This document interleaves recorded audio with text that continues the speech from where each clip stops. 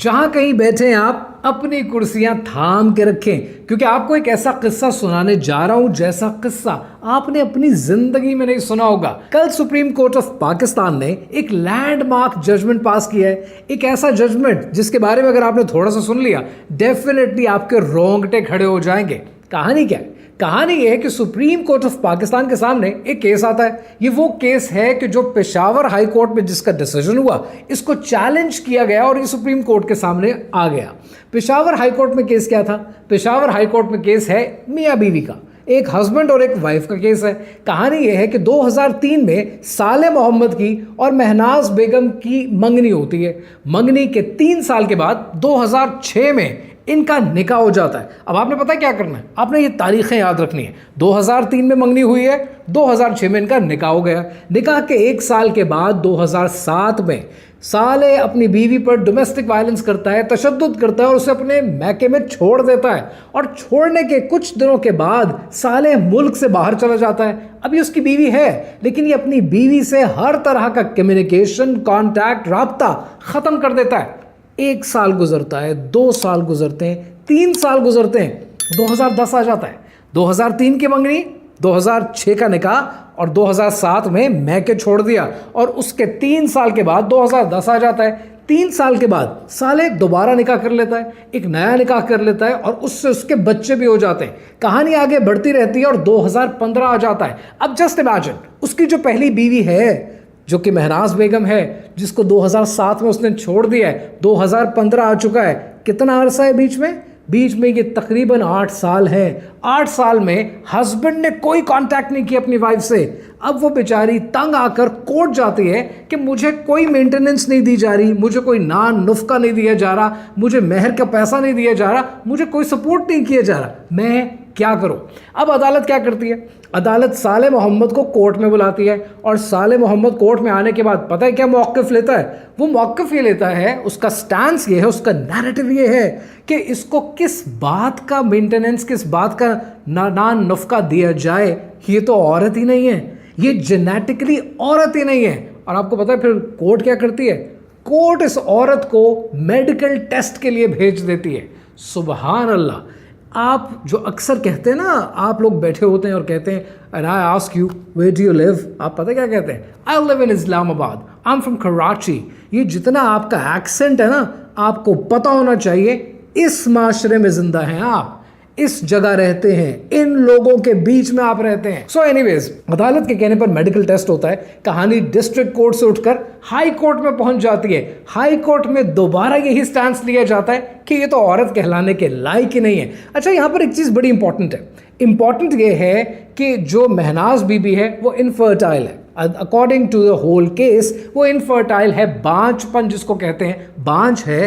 पर क्या बांझ होने से आप एक औरत के ऊपर ये ठप्पा लगा सकते हैं कि वो औरत कहलाने के लायक ही नहीं है? जब ये मामला हाई कोर्ट में आता है, दोबारा उस हस्बैंड का यही स्टैंस होता है कि ये तो जेनेटिकली औरत ही नहीं है। और मजे की बात बताऊं आपको, हाई कोर्ट उसको एक बार फिर मेडिकल टेस्ट के लिए भेज जाती है। अब यहाँ पर हाई कोर्ट जब दोबारा मेडिकल टेस्ट के लिए भेजेगी तो आपको अपने घर में बैठकर ये सोचना चाहिए, आप शादी करना चाह रहे हैं, शादी करने से पहले तो फिर आपका हर किस्म का टेस्ट होना चाहिए, मर्द का भी और औरत का भी। पर एनीवेज, इस माशरे में हमने औरत को इतना दबा दिया है, उसको दोबारा मेडिकल टेस्ट के लिए भेज देते हैं। उसके बाद हाई कोर्ट भी यही मेंटेन करती है कि औरत अब बिल्कुल औरत कहलाने के लायक है। ये अगर इनफर्टाइल है, that is not the case कि आप इसको मेंटेनेबिलिटी ना दें, मेंटेनेंस ना दें, ना नफका या मेहर ना दें। ये मामला चला जाता है सुप्रीम कोर्ट ऑफ पाकिस्तान के पास। अब सुप्रीम कोर्ट ऑफ पाकिस्तान क्या फैसला करती है, जो कि एक लैंडमार्क डिसीजन है, इसके बारे में बात करेंगे। लेकिन यहाँ पर 2-3 चीज़ें जो बहुत ज़रूरी हैं आपके लिए समझना। पहली चीज़ ये कि जिस माशरे में आप रहते हैं, बदकिस्मती से सारे अंडे गंदे नहीं होते, लेकिन बहुत से लॉयर्स अच्छे भी हैं, लेकिन बहुत से लॉयर्स ऐसे भी हैं जो अपने क्लाइंट्स को गलत रास्ता खुद दिखाते हैं। सर जी, काम करते हैं, हम उसके ऊपर केस ही ऐसा डालते हैं कि वो औरत कहलाने के लायक ही नहीं है, मेडिकल टेस्ट होंगे, 4 दिन बाद खुद ही कोर्ट में अपना केस छोड़कर भाग जाएगी। मुझे याद आ रहा है कि एक बहुत इंपॉर्टेंट केस हुआ था इंडिया में हस्बैंड और वाइफ के बीच में केस हुआ और उस केस के ऊपर जो कहानी लिखी गई, जो नैरेटिव बिल्ड किया गया, वो इतना इंपॉर्टेंट रहा इंडिया में वकीलों के लिए कि वकीलों ने पाकिस्तान में उसका पूरा राइटअप मंगवाया। और राइटअप मंगवाने के बाद पाकिस्तान के अक्सर केसेस में उसका रेफरेंस तो देना दूर की बात, वो छापा जाता है। और वो पता है क्या केस था? उस केस के अंदर मियाँ बीवी का झगड़ा था, तलाक हो गई, ख़त्म हो गई कहानी, या जो भी था। लेकिन उस हस्बैंड ने प्ली क्या ली? उसने कहा जिस औरत से मैंने शादी की है ये एक मशीन है, मैं सुबह उठता हूँ तो मेरे साथ 2 दफ़ा ओरल है, उसके बाद 3 दफ़ा इंटरकोर्स करती है, मैं गाड़ी में जाकर बैठता हूँ तो फिर 1 दफ़ा ओरल है, मैं ऑफिस जाता हूँ तो फिर 1 दफ़ा मेरे साथ इंटरकोर्स करती है, मैं रात को आता हूँ तो फिर करती है। ये आदमी क्या करना चाह रहा है? ये आदमी उसके ऊपर एक लेबल लगाना चाह रहा है कि जब ये कोर्ट जाए और ये सारी कहानी इसके सामने हो, लोग मुड़ मुड़ कर उसको देखें, इसका ऐसा तमाशा बने कि ये दोबारा कोर्ट में मेरे खिलाफ जाने का सोचे तक नहीं। ये है वकीलों की औकात। ये हैं वो वकील जिन गंदे अंडों की मैं बात कर रहा हूँ। ये क्लाइंट्स को खुद मजबूर करते हैं, उन्हें रास्ता दिखाते हैं कि इस तरह से खेलेंगे तो ज़बरदस्त हो जाएगा। एक वकील को खुद अपने लिए सोचना चाहिए कि क्या मैं जो ये काम कर रहा हूँ, क्या मैं अखलाकी जवाज़ पर मौजूद हूँ? केस तो क्लाइंट जीतेगा या हारेगा, मेरा क्या होगा? आप जब एक दफ़ा केस जीत जाते हैं ना, उसके बाद आपने अपने आप के साथ भी जिंदा रहना है। प्रॉब्लम यह है कि आज हम लोग अपने आप के साथ जिंदा नहीं है। कभी अकेले बैठ कर ना और अपने साथ अकेले रह कर देखिएगा। जब आप अपने आप के साथ अकेले होते हैं ना, देन यू अंडरस्टैंड कि मैं अगर दुनिया को दिखाने के लिए ज़िंदा नहीं हूँ, मैं अपने लिए ज़िंदा हूँ, तो मेरा अपना आप मुझे क्या डिफ़ाइन करता है। ये वकीलों को जिस दिन समझ में आएगा, वो अपने क्लाइंट से इस तरह के स्टैंड्स नहीं देंगे कि इस बेसिस के ऊपर एक औरत पर उसके जेनेटिक्स पे सवाल उठाओ और उसको जलील करो अदालतों में जाकर। यहाँ पर एक और इम्पॉर्टेंट पॉइंट है, वो दूसरा पॉइंट आपके लिए बहुत ज़रूरी है। वो क्या है, आइए समझते हैं। यहाँ पर दूसरा इंपॉर्टेंट पॉइंट है, लेकिन वो डिस्कस करने से पहले एक क्विक बात मैं कहता चलूँ कि जो वकील अच्छे होते हैं वो लिटरली बहुत कम है, बहुत कम है। मैं अपने बिजनेस चलाता हूँ, अपना काम करता हूँ, और सर्टनली मेरे भी एक लीगल काउंसिल है क्योंकि मामलात रहते हैं। तो अपने वकील साहब से मैं अक्सर कहता हूँ, उनकी फर्म से कहता हूँ कि आप वकील नहीं हैं, आप वकीलों में इंसान हैं। लिटरली ऐसे ऐसे तमाशे आपको देखने को मिलते हैं अगर आप कोर्ट जाएं कि आप कहते हैं कि इन लोगों के साथ डील कर रहे हैं। इसलिए शेर मशहूर है ना कि पैदा हुए वकील तो शैतान ने कहा लो आज हम भी साहिब औलाद हो गए। तो अगर एक वकील ये फैसला कर ले कि उसने इंसाफ के बुनियाद पर ही केस लड़ना है, खुदा की कसम उसके पास कभी रिस्क कम नहीं होगा। यही चीज़ नहीं सोचते, यहीं पर तवक्कल पर आकर हम मार खाते हैं। एनीवेज, दूसरा इंपॉर्टेंट पॉइंट, ये कसूर उन माँ बाप का है कि जो बच्चों को पैदा करने के बाद 23, 24, 25, 27 साल की उम्र में कहते हैं फाइनली हमारा बेटा शादी के काबिल हो गया। अगर आपका बेटा कमा लेता है तो क्या वो शादी के काबिल हो गया? नहीं। ये एक छोटा सा काम मैं करूंगा, बल्कि मैं अपने एडिटर से भी कहूंगा कि अभी आपको स्क्रीन पर कहीं ना कहीं वो एक निकाह नामा दिखा दें। ये जो निकाह नामा है ना, प्लीज़ बराहे मेहरबानी इसको आज इंटरनेट से डाउनलोड करके पढ़ लीजिए कि शराइत होती क्या है। ये जो दूसरे सफ़े पे होती हैं और दूसरे सफ़े पे हमें एक लंबा सा कांटा लगा देते हैं और हर तरह की शराइत ख़त्म कर देते हैं कि एक लड़की के पास भी क्या हुकूक हैं। कभी पता भी है आपको? आपने कभी निकाहनामा पढ़ा भी है कि क्या क्या रिस्पॉन्सिबिलिटीज़ हैं? और जब तक इन रिस्पॉन्सिबिलिटीज़ का पता नहीं है, शादी के बारे में सोचना भी नहीं। कमा लेना शादी की शर्त नहीं है, और ये कसूर है माँ बाप का। हम पहला सवाल करते ही है रिश्ते के टाइम पर, बेटा कितना कमा लेते हो, कहाँ काम करते हो, सैलरी कितनी है, अच्छा कंपनी में डेजिग्नेशन कितनी है। हम करना क्या चाह रहे हैं? हम पूछते हैं घर अपना है कि किराए का है, क्या पता करना चाह रहे हैं? हम सिर्फ ये पूछना चाह रहे हैं कि सपोर्ट कर सकते हो कि नहीं। सपोर्ट अगर वो कर सकता है लेकिन वो इंसान अच्छा नहीं है, तो दिस इज़ द क्वेश्चन जो आपसे एज अ माँ बाप भी पूछा जाना चाहिए।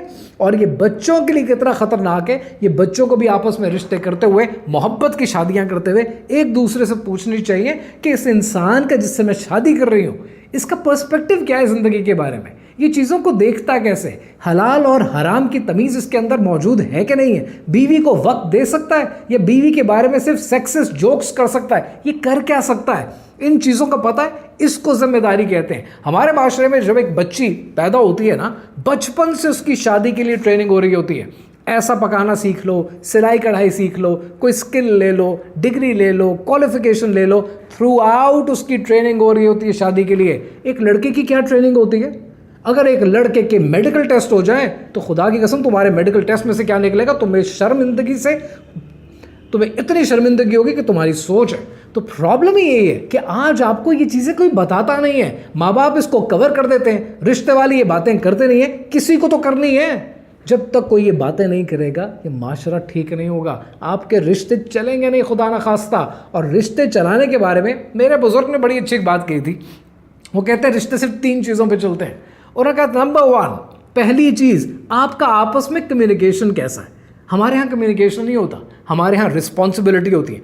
8 बजे मुझे नाश्ता चाहिए, 2 बजे मुझे खाना चाहिए और रात की चाय इतने बजे आ जाए। You are actually not marrying a woman, you are buying a slave. आज एक औरत घरों के अंदर गुलामों की ज़िंदगी गुजारती है, जिसकी वजह से मर्द के पास अथॉरिटी इतनी होती है और औरत की अपब्रिंगिंग इतनी होती है। अब ये जो डिसबैलेंस होता है उसकी वजह से बच्चे जो होते हैं उन बच्चों को ये नज़र आता है घर के अंदर, तो इस माशरे के अंदर वो बच्चे पनप नहीं सकते। और आपको लगता है कि हमारे बच्चों के पास वो अपब्रिंगिंग नहीं है, वो स्किल नहीं है, वो एक्सपीरियंस नहीं है, वो एक्सपोजर नहीं है, वो घर से नहीं मिल रहा उनको एक्सपोजर। एक लड़की की इमोशनल ट्रेनिंग हो रही है, लड़के की किधर हो रही है? लड़के की कोई ट्रेनिंग नहीं हो रही है। This is the problem in our society. So पहली चीज़ है कम्युनिकेशन। दूसरी चीज़ है कंट्रोल, कि आपका अपनी ज़ात पर कंट्रोल है। मुझे इसको ये कहना है, मुझे अब ये बात नहीं करनी। अपने ऊपर कंट्रोल है कि नहीं है?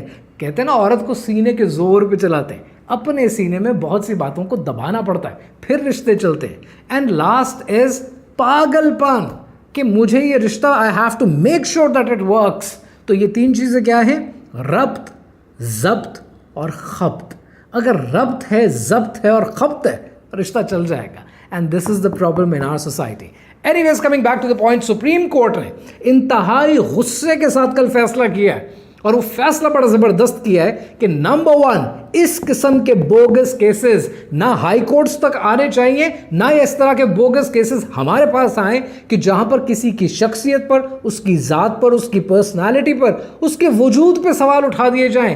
किस बेसिस के ऊपर इसके इतने मेडिकल टेस्ट कराए गए? शर्म आनी चाहिए सबको। What a wonderful statement। और साथ क्या किया? उस हस्बैंड को 5 लाख रुपए जुर्माना भी किया। ये 5 लाख रुपए भी बीवी को अदा करो क्योंकि तुमने एक बोगस केस बनाया। द पॉइंट इज, ये जुर्माना वकीलों को भी होना चाहिए, जिन्होंने ये पुट्ठे मशवरे दिए उनको कि इस केसेस पे केस बनाएं, हम 10 साल अदालतों में रगड़ेंगे। 10 साल पहले 8 साल उस बेचारी ने इंतजार किया और 10 साल से वो अदालतों में जलील हो रही है। ये है हमारा माशरा। फिर आप कहते हैं कि पाकिस्तान में अदालतों में इंसाफ नहीं मिलता। 10-10 साल केस अदालत लटकाती है या वकील लटकाते हैं इस किस्म के बोगस केसेस बनाकर। I am very happy and I'm very satisfied with the judgment of Supreme Court of Pakistan। Chief justice Yahya Afridi की ज़ेरे निगरानी ये जो बेंच था, ज़बरदस्त काम किया इस बेंच ने और फैंटास्टिक फैसला किया, क्योंकि इस तरह के बोगस केसेस ख़त्म होने चाहिए, तभी ये माशरा सीधा होगा। And they have given a direction to the courts and to the lawyers as well कि अपनी राहें सीधी कर लें, राहें रास्त पर आ जाएं, सिराते मुस्तकीम पे चलें। अगर पाकिस्तान को बचाना है तो इस किस्म की अजाब दर अजाब वाले केसेस से हमें अपने आप को बाहर निकालना होगा। आपके लिए ज़रूरी क्या है? नंबर 1, रिस्पॉन्सिबिलिटीज़ को पहचानें कि घर में मियाँ की, बीवी की रिस्पॉन्सिबिलिटीज़ क्या हैं, लेकिन उनके हुकूक क्या हैं। शादी करने लगे हो, एक बार समझ लो कि दोनों पार्टनर्स के आपस में एक दूसरे के लिए क्या हुकूक है, और अगर खुदा ना खास्ता रिश्ता नहीं चलता तो आपकी क्या जिम्मेदारी है। अपनी जिम्मेदारियों को पहचानो। Wake up before it's too late.